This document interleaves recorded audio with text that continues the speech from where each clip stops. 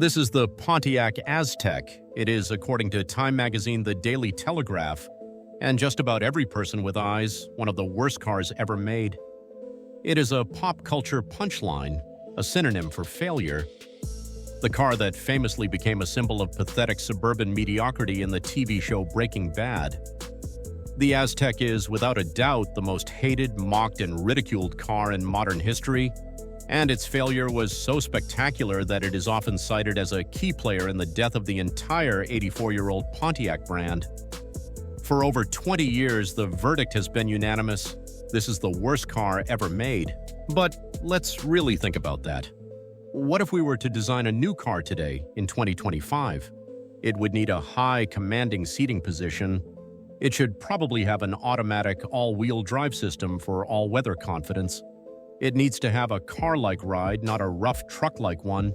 It needs a massive, flexible cargo area, a flat-load floor for hauling things, and a lifestyle accessories package for biking, hiking, or camping. What we've just designed is a crossover. That is the exact blueprint for the Toyota RAV4, the Honda CR-V, and the Subaru Outback. It is, by an enormous margin, the best-selling, most popular, and most profitable vehicle segment on the entire planet. The Pontiac Aztek wasn't a bad idea. It was the first idea. It was the blueprint. So this is the great paradox of the Aztek. Was it really that bad, or was it a work of unseen, revolutionary genius that was simply too far ahead of its time? The story begins in the mid-1990s, at a time when the car market was incredibly boring. Your choices were simple. You could buy a sensible beige sedan like a Toyota Camry, or you could buy a giant truck-based SUV like a Ford Explorer. Those big SUVs drove like boats, got a horrendous 12 miles to the gallon, and were a nightmare to park.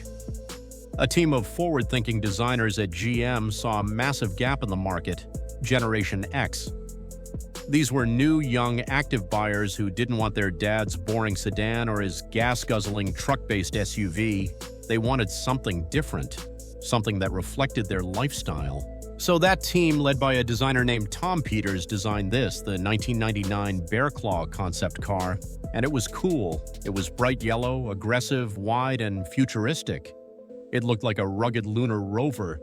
It promised the impossible: the sporty soul of a Pontiac Firebird, the go-anywhere look of an SUV, and the practical utility of a minivan. The public and the press at the auto show loved it.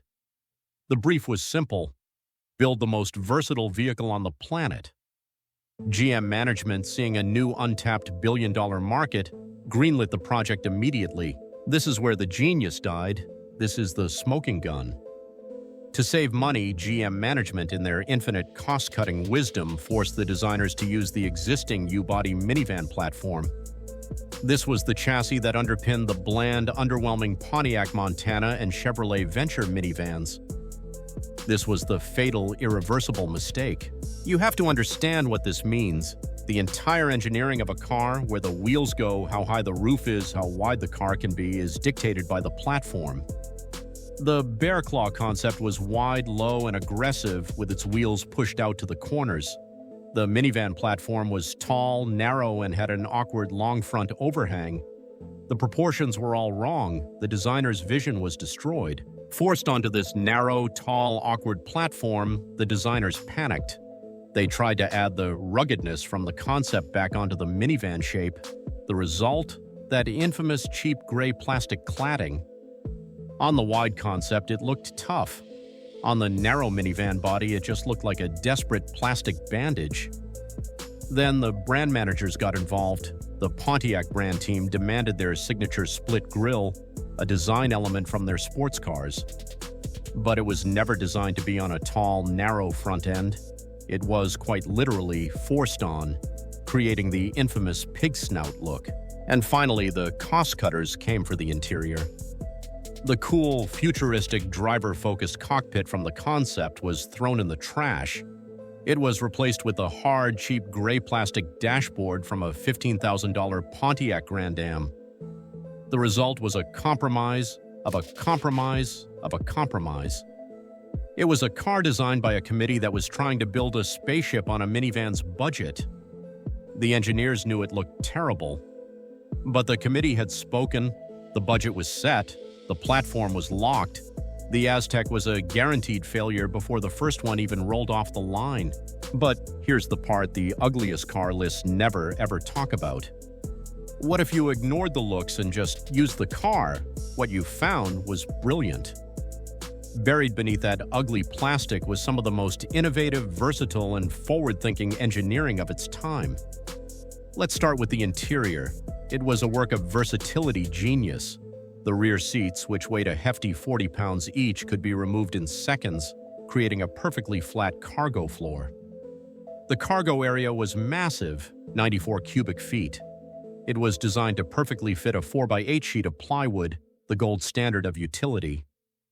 But the real genius was in the details. That center console between the front seats, it wasn't just a console, it was a removable cooler. You could load it with drinks, and when you got to the beach, you could just unlatch it and take it with you. Then there was the party mode. The tailgate was a split-level clamshell design. The lower section was built to hold 400 pounds, and it had built-in cup holders and seating. It was the perfect instant tailgating bench. Better yet, the rear cargo area had its own dedicated stereo controls and speakers. You could park the car, flip the tailgate down, and have an instant party without ever needing to get in the driver's seat. But the Aztek's most famous and most ahead of its time feature was the optional camping package. This was a factory option that included a custom-fit tent that attached perfectly to the open rear of the car. It also included an air mattress that was perfectly sized to fit the flat cargo floor. You could, from the factory, turn your Aztek into a two-person camper. This is overlanding and car camping culture 20 years before it became a popular hashtag. And what about the unseen mechanical engineering? It was a unibody platform, not a heavy truck frame, so it drove with the comfort and handling of a car. It had an optional independent rear suspension for a smoother ride, and it offered VersaTrack all-wheel drive. This was a lightweight, automatic on-demand system. It drove as a front-wheel drive car to save fuel, but the instant the front wheels slipped, it would send power to the rear wheels for traction. This was the exact blueprint for the modern, efficient, all-wheel drive crossover. The Pontiac Aztek was a commercial disaster. It was mocked by the press, it sold in pathetically low numbers, and it died a quiet death after just 5 years. Its failure was so profound that it helped drag the entire Pontiac brand down with it. But its ghost haunts the entire auto industry. Its DNA is in every best-selling car on the road today. Let's look at a 2024 Toyota RAV4 Adventure. It has a high commanding seating position. It has rugged unpainted plastic cladding on its wheel arches. It has an aggressive split grille design. It has a lightweight automatic on-demand all-wheel drive system. It's marketed with ads showing young active people loading it with kayaks and mountain bikes. The Aztek wasn't a bad car. It was a brilliant unseen blueprint for the entire modern auto industry. It was a prophecy. Its only crime was being executed by a blind, cost-cutting committee and wrapped in a body that was 20 years too early and 20 years too ugly.